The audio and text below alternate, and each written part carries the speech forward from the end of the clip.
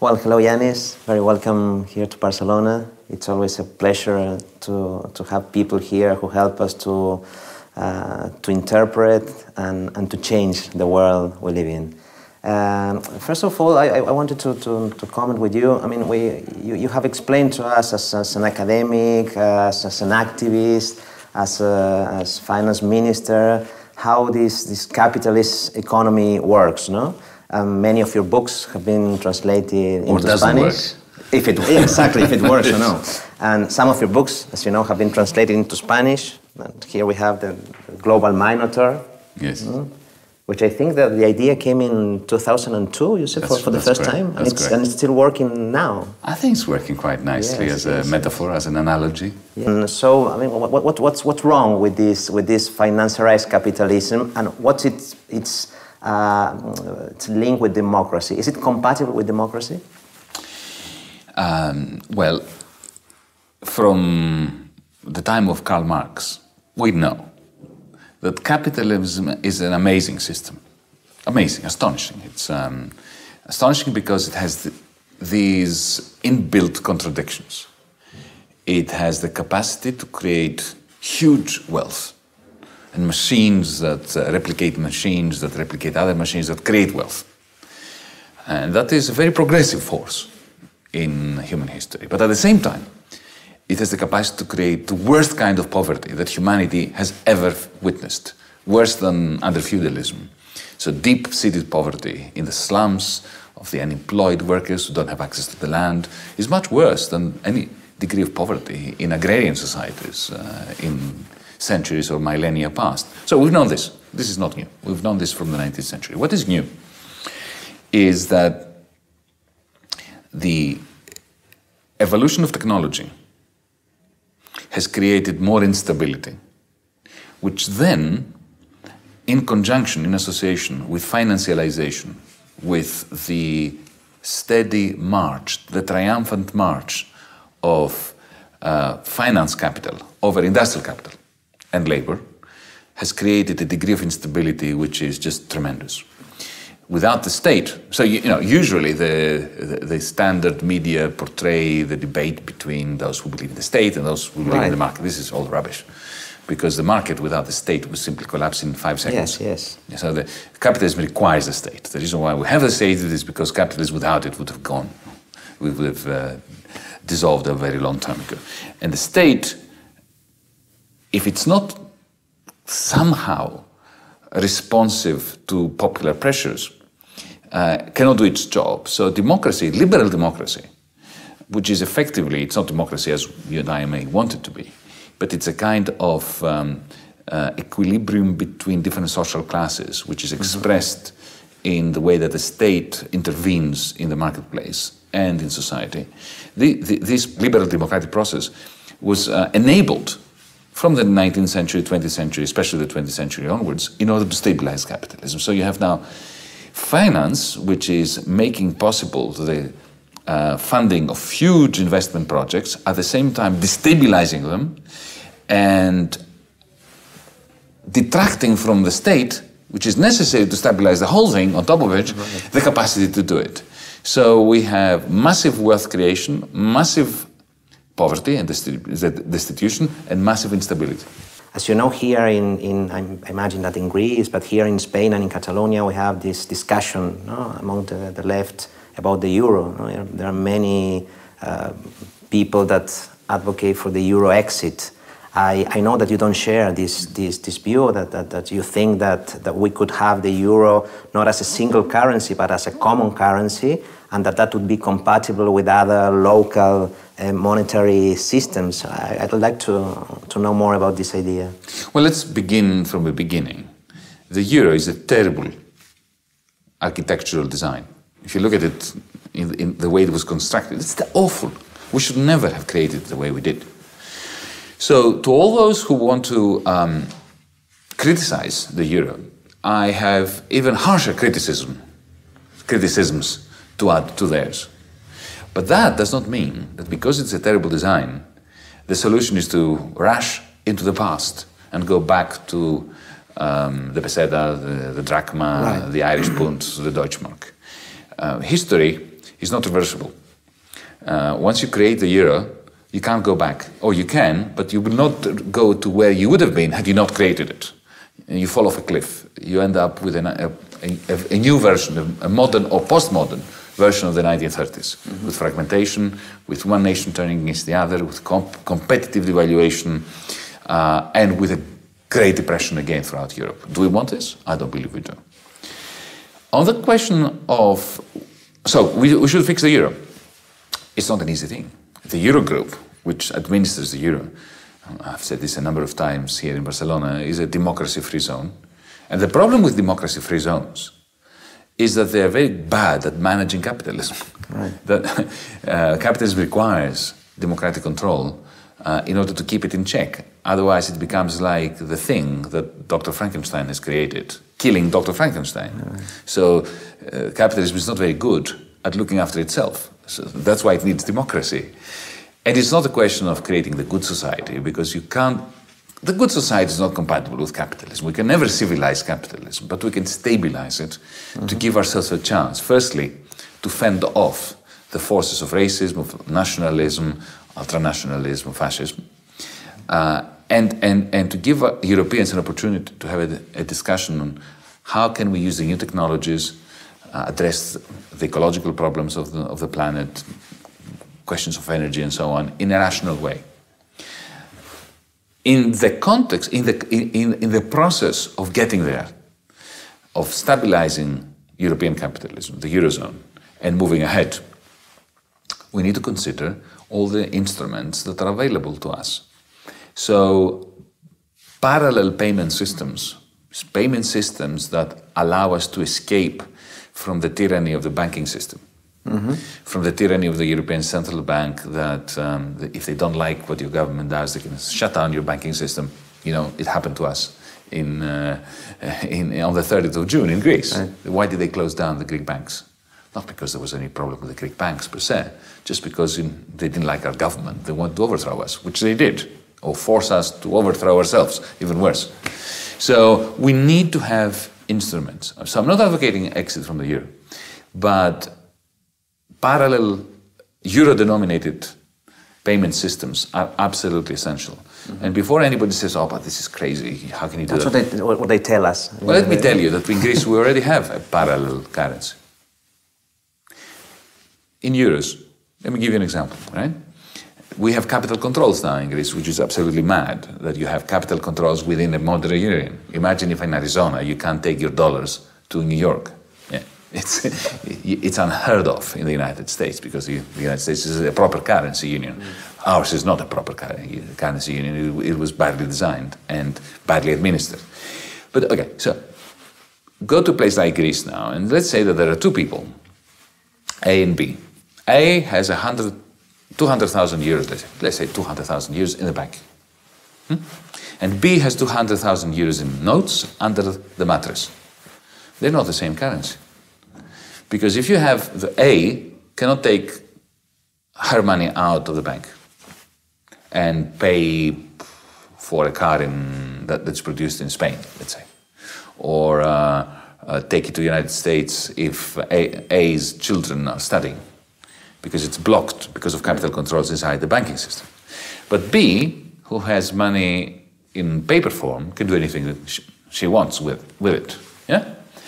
So imagine that A now has an urgent need for mobile money to make a purchase, an investment, something, or to healthcare in Germany or in Britain or in the United States. She can go to B and say, I'll give you some of my money, transfer it to your bank account, which you can do from one bank account to another, if you can give me some of your paper money. Right. B, if an economic agent would say yes, but there will have to be a payment for this. So I will, give me 1.5 euros for every one of mine, for every euro of mine paper money. So suddenly there's an exchange rate between what I call bank money, bank euros and paper euros. Right. So in Greece we already have parallel euro-denominated currencies. So let no one tell you that it cannot be done. It's already in existence. Right. Put it differently. If you have what is more valuable? €1 million in a Spanish bank account or in a German bank account? I can assure you, It's €1 million in a German bank account. Because the way we have created the banking union in Europe, if the Spanish bank has a problem, then there's a very high probability of a so-called bail-in, right, which means that everything above €100,000 can be haircut, like it was in Cyprus. So if you have €1 million in a Spanish bank account, there is a risk of losing part of it, which you don't face if you have that money in a German bank account. Right. So we already have parallel currencies. And yet Spanish euros are not the same as German euros, that's what I'm saying. And do you think it is feasible to promote these parallel currencies from the local level? Because next week we have a discussion here about this possibility. Absolutely. And mainstream media always say, you know, that's crazy, that's absolutely utopian, that's... Well, they're not that sophisticated. I published an article in the Financial Times about, 2 months ago, in which I explained how that could work. And I didn't get anyone calling this a crazy scheme. At least the Financial Times published it. And no bigwig, as they say, criticized it. It's something I was working on in Greece as a way of defending our government during the negotiations with the troika from a bank closure. In the end, I wasn't allowed to energize this, activate this parallel payment system, but we could have done it if I had the go-ahead from the Prime Minister, which I never did. But the system was there, and you can use it in Spain. It's actually a system that I think everybody should have in Europe. The French should have it, even the Germans should have it. And it works as follows. Yes, yes. Imagine that with every tax file number in Spain or in Catalonia, there is a reserve account. So the state, the tax system is reconfigured. It's very simple. Every tax file number has a reserve account. You can just press a button and create it. It's a question of tampering with the of reprogramming the software of the tax system to give you an account. And let's say that the state owes a company 20 million.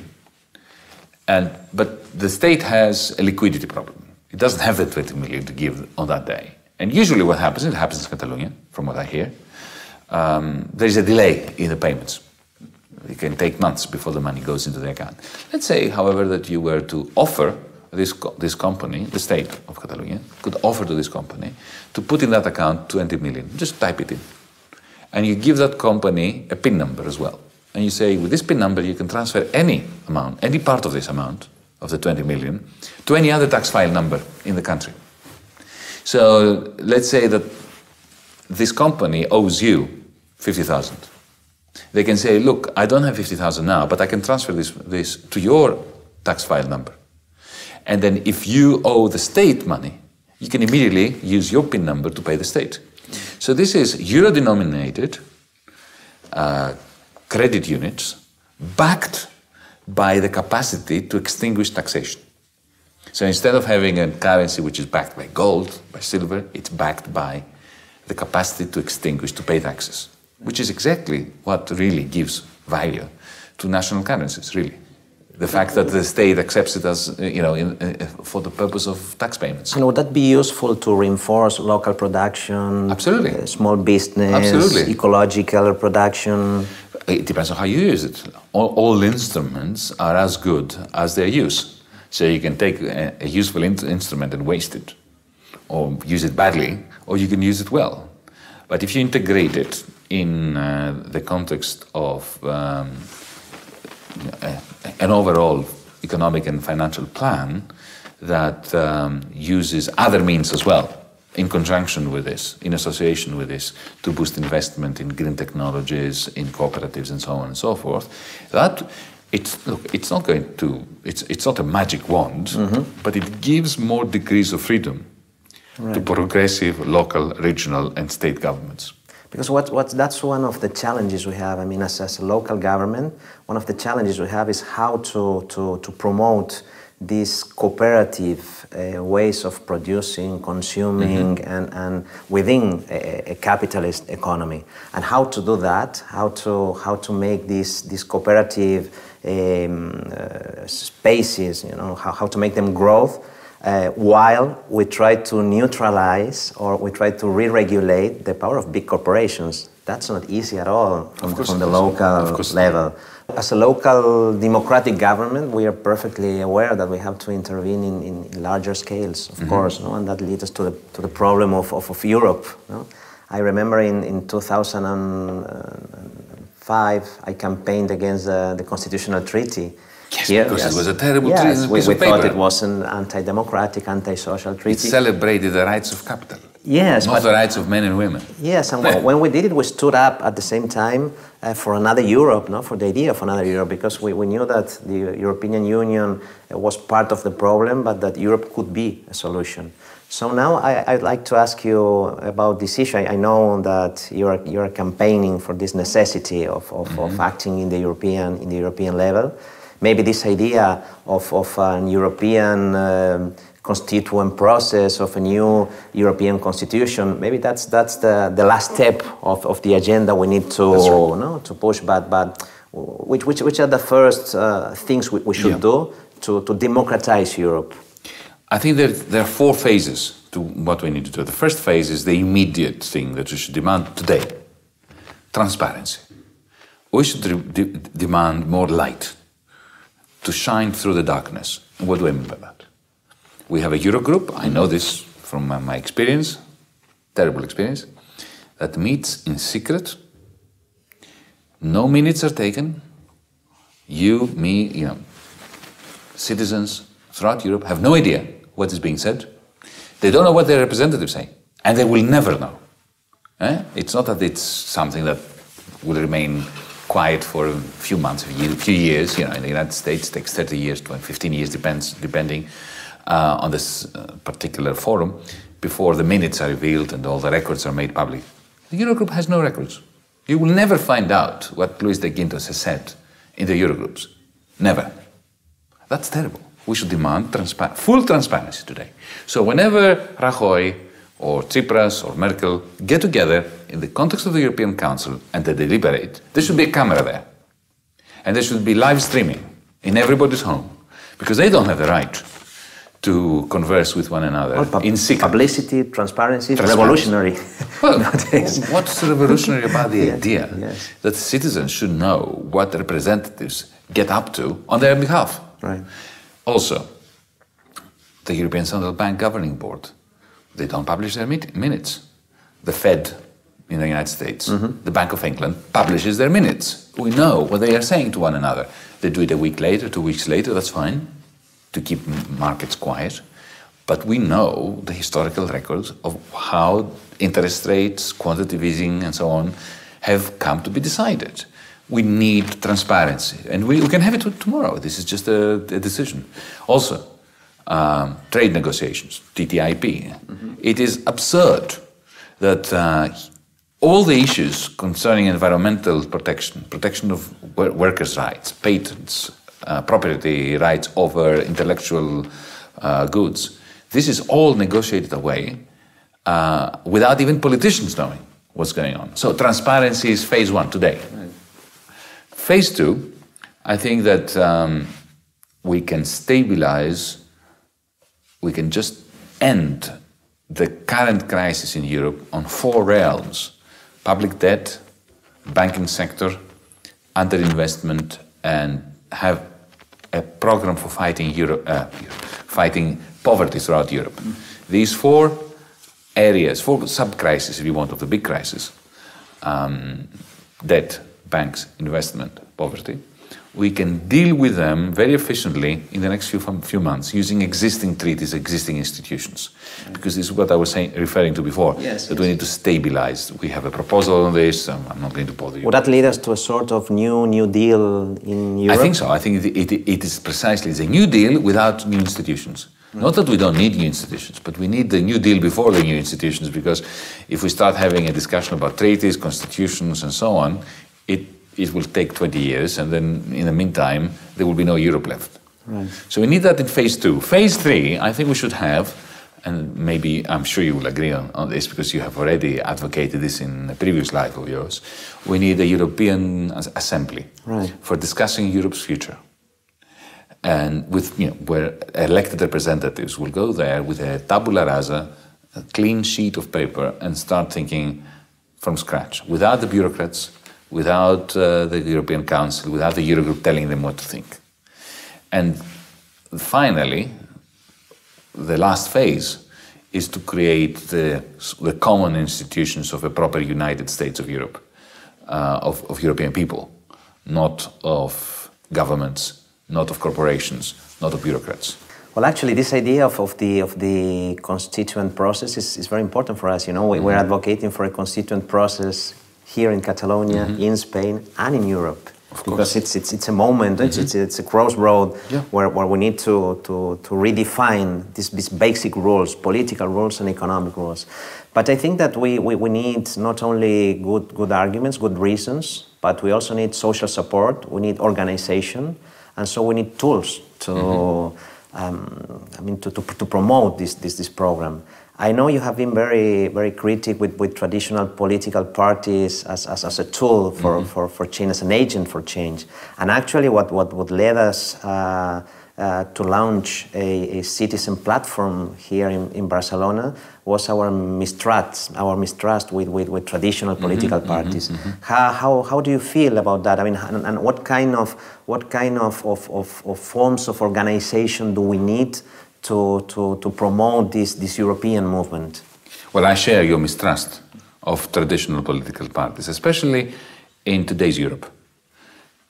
It is abundantly clear to me that the old-fashioned model where you create a party, you have a leader, you have a central committee, you have a newspaper, you have this hierarchical structure at the level of Catalonia, of Spain, of Greece, and so on.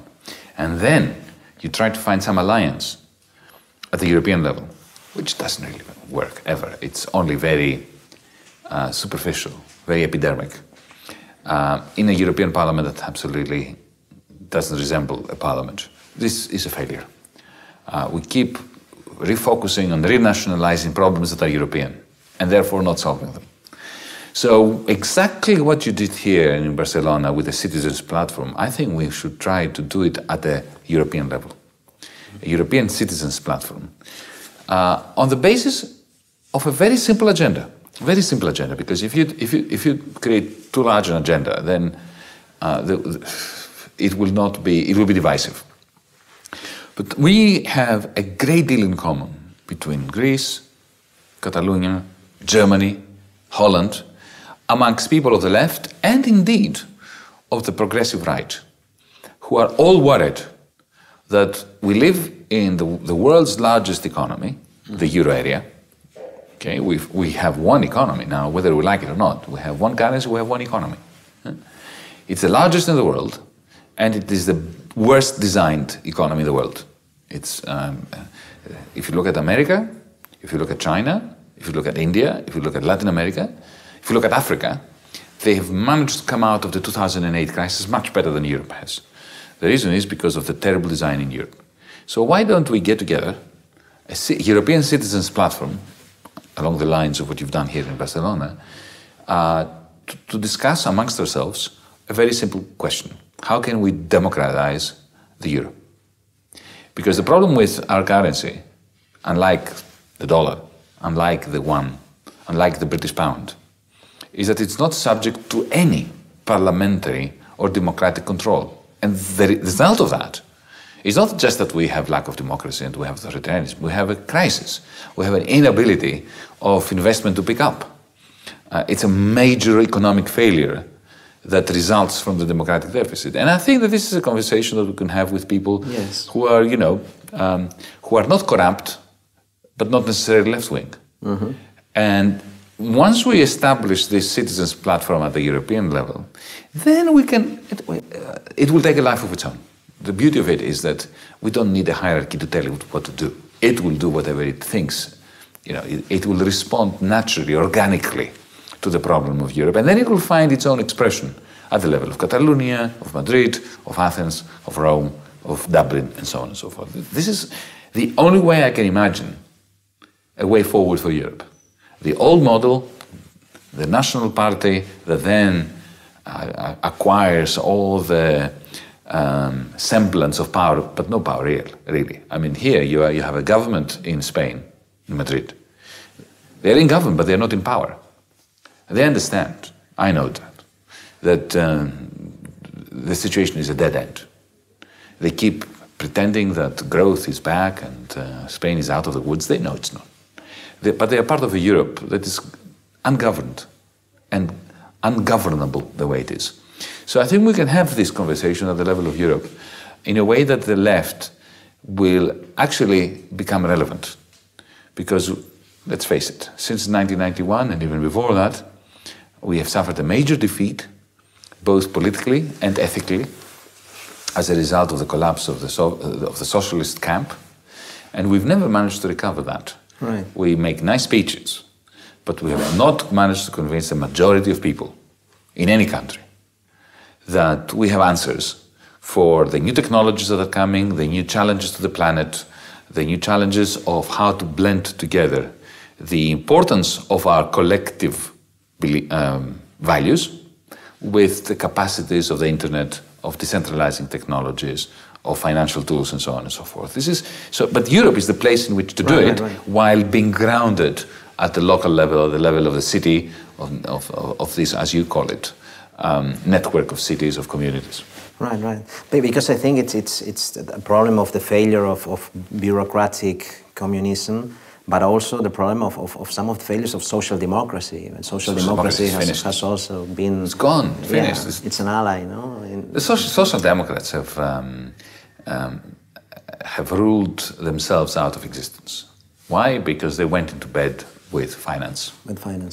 And once they did that, after finance collapsed in 2008 in Wall Street, 2010 here in Europe, social democrats are at a loss. They've been taken down with, they helped the bankers survive, but then they lost legitimacy with the traditional support base of social democracy. But at the same time, you have celebrated, for instance, the victory of Jeremy Corbyn at the United Kingdom. We have also, in a certain way. Do you have hopes that this could lead to... But Jeremy Corbyn is not a traditional social democrat.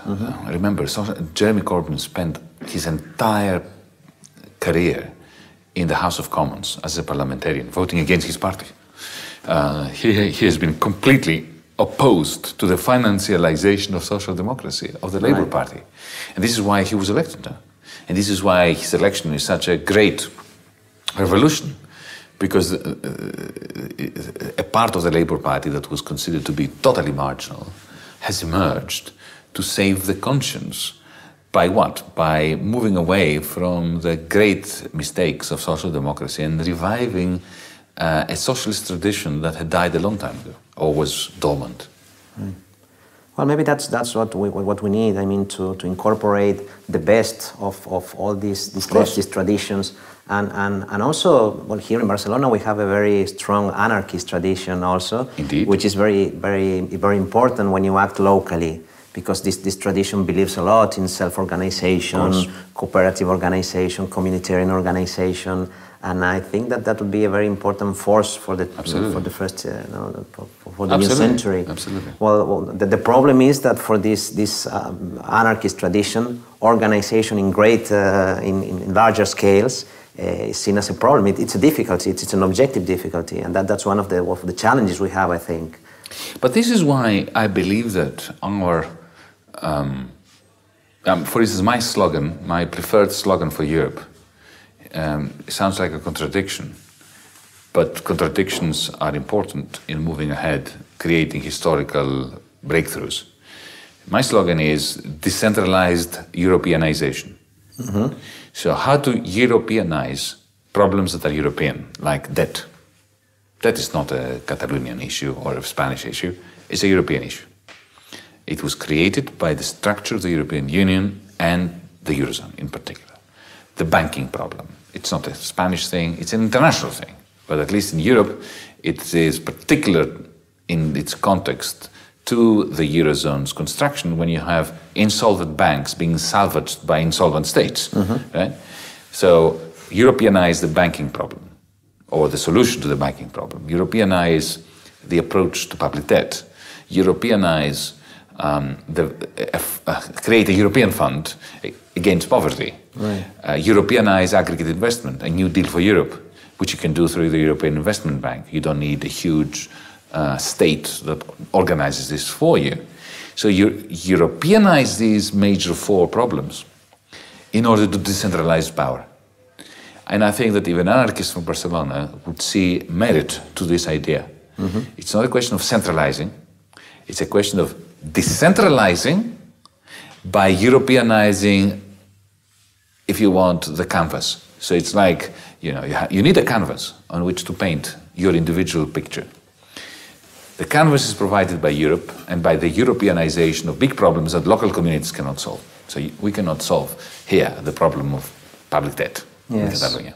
So you create the canvas by Europeanizing the four major areas, and then you allow local communities to paint their own picture of how they want their lives to progress. And it's also important, I think, to make the idea of Europe compatible with a new kind of internationalism also, because as you know, Europe drags a long history of colonialism, and when we face this tragic reality of refugees, of migrants, many people coming from North Africa, from Latin America, well, you also think, why should someone from Catalonia or from Spain have closer links with someone from Denmark and not from Latin America or from Morocco? Yes, why someone from Greece have closer ties to with someone from Brussels and not from Albania? So I think that another interesting challenge is how to see this European project as one step towards the generation of a new internationalism. But that's what it should be, isn't it? I mean, for decades now, the whole world looked at Europe as a source of hope. Because if the French and the German could form one country, or one currency, or one economy, then of course there was hope for internationalism.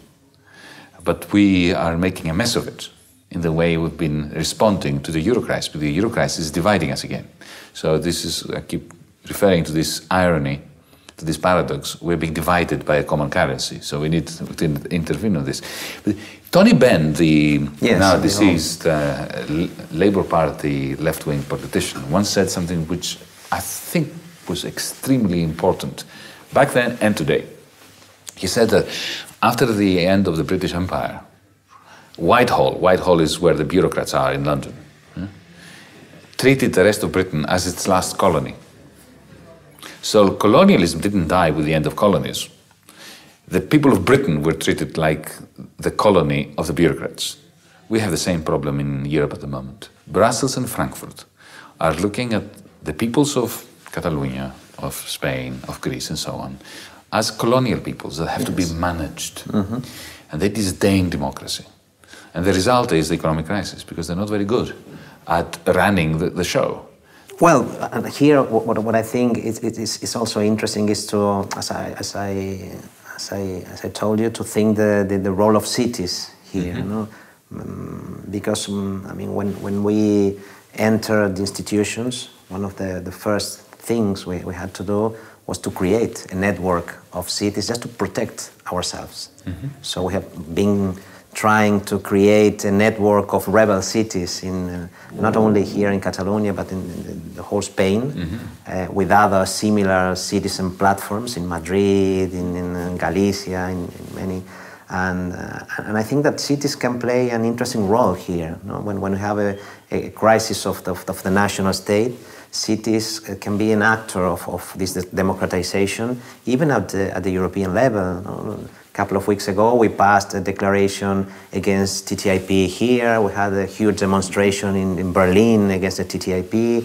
I mean, from this local level, you can also act globally. So how do you see this role of cities and communities in the construction of this European movement we need? Oh, it's crucial.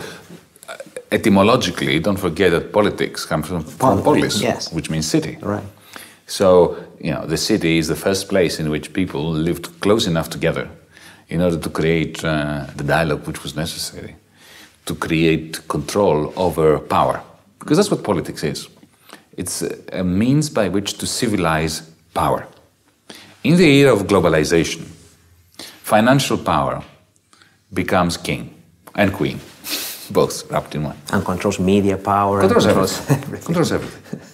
And in a sense, it undermines capitalism. Financial power undermines old-fashioned capitalism, in Marxist terms, capitalism which is based on the creation of machinery, which improves productivity, which then comes into conflict with labor and so on. But even industrial capital is suffering under financialization. I don't like the term globalization, because humanity has been globalizing ever since we left Africa. Right. Yeah, because we're all Africans after all. So we've been globalizing forever. So globalization is not the problem. The problem is financialization. Yeah. The only way to counter this idea of a global village is through what you refer to as the network of cities. Cities are where the potential for a democratic revival is at its greatest. It's not in the countryside. The countryside is beautiful. It serves many purposes, like feeding us, like maintaining the environment, the planet, and so on and so forth, if it's done in an ecological way. But it is in the polis, in the city, where you can have new movements that reclaim power away from finance. And in a world like the one we live in, where sovereignty has been lost at the level of national parliament. So your national parliament in Madrid has no power. Right. Yeah. Your finance minister comes to it and says, the Eurogroup has decided X, Y, or Z, we better do it or our banks will be closed. And they do it. So they're there just to be told what to do and to rubber stamp it, to give it a legitimacy which is waning every day, because people in Spain saying, what are they doing? They don't even know what's happening. They don't even participate in the decision-making process. Now, in Europe, we don't have a federal government. We don't have a proper Congress. We don't have the European Parliament is not a parliament. So we don't have legitimacy at the level of Brussels. We don't have a legitimacy at the level of Madrid or Athens or Rome. So what's left? What is it that can put a brake on the abuse of power by finance? And that is politics at the level of the cities. And this is why what you're doing is absolutely essential. But this is not going back to the city-state of ancient Athens, or of ancient Sparta, or of ancient Corinth, or of ancient Rome, for that matter. We can't go back there and don't want to go back there. Yeah? Those were slave-owning societies. That's why they functioned. Surely we are not interested in that. So what is the alternative to the city-state, to the community-based economy? Well, it's an internationalism that is trying to reinvigorate politics by linking these hubs of political activity. Right. Yannis, we are facing a scenario where we can either go towards a sort of financial dictatorship with an increasing presence of the extreme right, or either we can have a sort of democratic revolution at the local and at the European and at the global or international level. You come from a very hard experience now in Greece. That you are saying that the Greek people has been defeated in a certain way, but you have also talked a lot about the power of optimism. Absolutely. What makes you feel optimist in this scenario, and which do you think would be the decisive forces that would lead us either to a future of more democratization or to this, new form of dictatorship or xenophobia? Look, one of the grave mistakes of the left in the past was to assume that there is something innate in history which is pushing us towards a better future. It doesn't. Right. It can push us into a dystopia. It can push us into a world like The Matrix, the movie, where we are all slaves of the machines. So let's get this right. There is nothing mechanistic that will make sure that the future of humanity is going to be glorious. It's up to us. So we have a moral and a political duty and responsibility. We have to take the red pill to be aware of exactly. that. But the anarchists of Barcelona were always right, that along with the red flag, we need the black part as well, because we should always beware of ourselves. Because you and I are having these nice conversations and so on, but we also know that there were very good people before us, 100 years before, 50 years before, who had very good intentions, and then they ended up being dictators. So we should always beware, even of ourselves, always being critical. Now, what makes me optimistic? A decision. I choose to be optimistic. I think that there's no way I can mathematically prove to you that I have a good reason for being optimistic. It's what keeps me alive. It's the reason why I wake up in the morning and I do what I do. So if you don't have this innate, axiomatic optimism, that's what it means to be left-wing, in the end.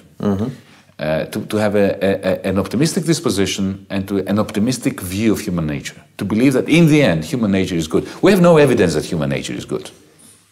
History can be used to provide plenty of evidence that human nature is terrible. Think of Auschwitz. Yeah? So we have a choice to make as human beings. Do we want to be optimistic about ourselves and about humanity? And if we are optimistic, then how do we move along?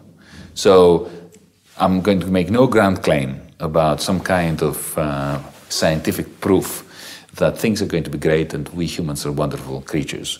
We have to prove ourselves every day, but then again, in a utilitarian kind of way, if you want, hedonistic kind of way. Life is not worth living if you're not an optimist. And you can't live your life optimistically unless you're left-wing. And sometimes we have good reasons to believe in that. When here we are having this conversation, and here we have a very nice park. You can see people there taking the sun and playing football. Well, this park is a consequence of the neighborhood's fight here. They wanted to build a private parking here, and people fought to get that. Indeed. And to be optimistic sometimes means to recover our memory, our history, the history of the struggles of our people, which are real, And sometimes I think they want us to believe we have less power than what we really have, But that's why the moment of revolution is the sweetest moment ever, because it's a moment when suddenly you get rid of fear. Right. And you get rid of the feeling that we live in the best of all possible worlds. This is why Voltaire was so good with Candide, right? Because he laughed at the view that for things to be the way they are, they couldn't have been different. Right. Well, yesterday you remembered us here in Barcelona that sometimes it's better to light a single candle than just to curse the darkness. And I think that's very interesting. Maybe we still have to curse the darkness because that's important to criticize what we have. Of course. And we have to light the candles. And so I hope this conversation is a way of lighting a candle, and that it is a part of the movement we need to create. Because Indeed. this cultural battle is also a very important part of the movement we need to create. That requires mobilization, that requires organization. And what you're doing here in Barcelona is doing more than just a candle. You're lighting a torch, and we can see it from a long way away. Okay, thank you very much. Thank you.